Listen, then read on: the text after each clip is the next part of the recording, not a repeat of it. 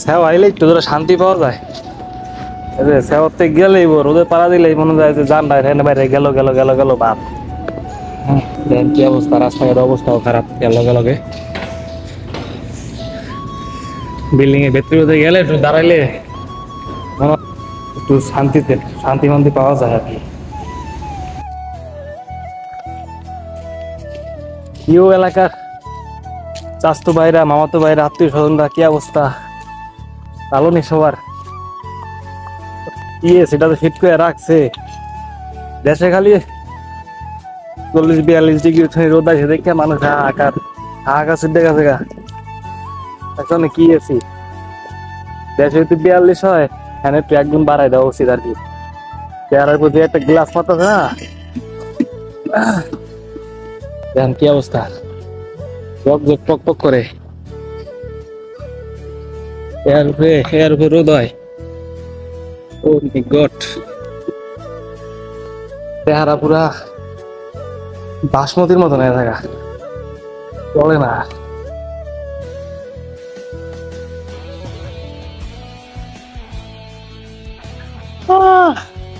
যারা আর কি মালয়েশিয়া আইবেন তো বুঝতে হবে না আইন, ঠিক আছে। কাম ঠাও যদি আগে ভাও ঠাও করে মালয়েশিয়া আসা যায় ভালো কাম হইলে ওকে।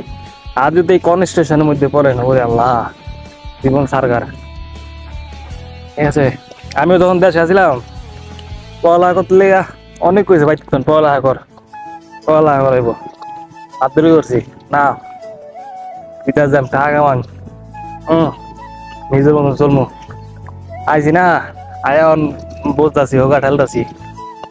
হ্যাঁ, সেই সকাল 8টা বাজে 7টা বাজে ওঠো, ওইটা কামে যাও, এই 7টা পর্যন্ত সন্ধ্যা যাও, খাও দাও, আবদ্ধ দাও, ঘুমাও, আবার সকালতে আবার যুদ্ধ শুরু। এমনি যায় আর কি। তো যারা নাস্তা চাও অতি শীঘ্রই মনে করো যে পাসপোর্টটা জমা দিয়ে দাও দালালের কাছে, ঠিক আছে। পরে করো, দেখা হবে যুদ্ধের ময়দানে সবার সাথে দেখা হবে।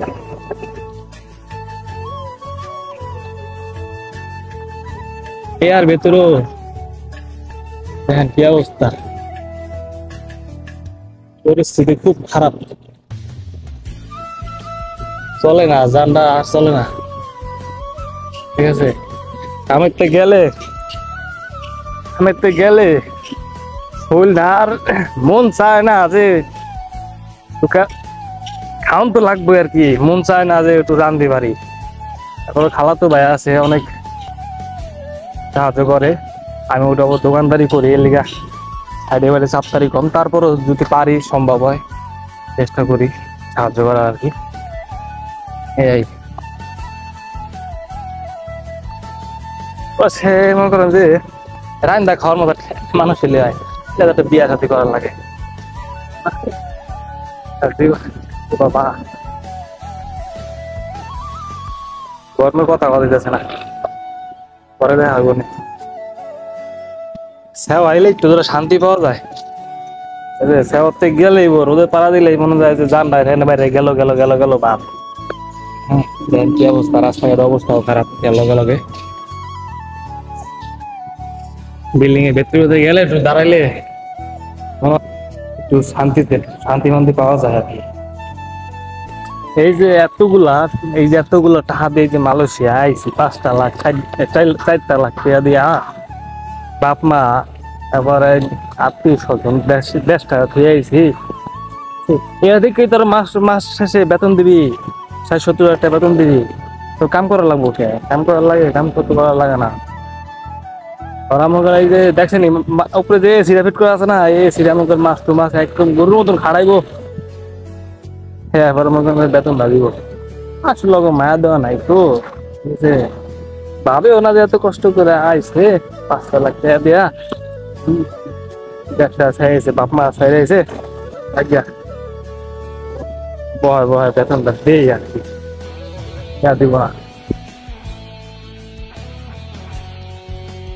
অবশেষে রহমতের বৃষ্টি মনে হইতেছে পড়বো, বেশিক্ষণ দেরি লাগবো না। দেখতে পাচ্ছেন আকাশের অবস্থা প্রচুর খারাপ, ঠিক আছে, বৃষ্টিটা না এলে ভাই একদম শেষ, একদম অবস্থা একদম যাতা অবস্থা হয়ে যাবো ভাই।